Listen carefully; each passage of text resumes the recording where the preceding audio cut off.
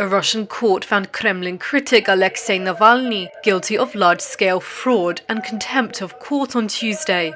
He was sentenced to 9 years in prison, a ruling that will keep President Vladimir Putin's most prominent opponent out of active politics for years ahead.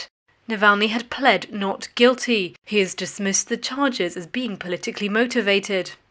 He is already serving a 2.5-year sentence at a prison camp east of Moscow for parole violations related to charges he says were fabricated in order to thwart his political ambitions. Prosecutors had asked the court to send him to a maximum security penal colony for 13 years. A gaunt Navalny stood beside his lawyers as the judge read out the accusations against him. The 45-year-old seemed unfazed, looking down as he flipped through court documents. INQUIRER.net is his spokesperson. She said his team had prepared for Navalny to receive a long sentence. This is not a surprise that Putin would like to keep Alexei in prison for as long as he is in power. We are completely sure that this is his direct order to imprison Alexei. And we see that, this 13 years of strict regime, which prosecutor's office asked for Alexei, is insanely huge term. I mean, even in Russia, even murderers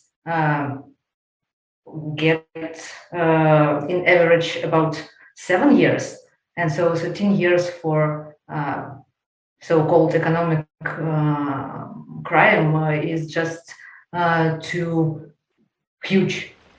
Navalny was jailed last year when he returned to Russia after receiving medical treatment in Germany following a poison attack with a nerve agent during a visit to Siberia in 2020. Navalny blamed Putin for the attack. The Kremlin denied involvement and said it had seen no evidence that Navalny was poisoned. Russian authorities have cast Navalny and his supporters as subversives determined to destabilize Russia with backing from the West.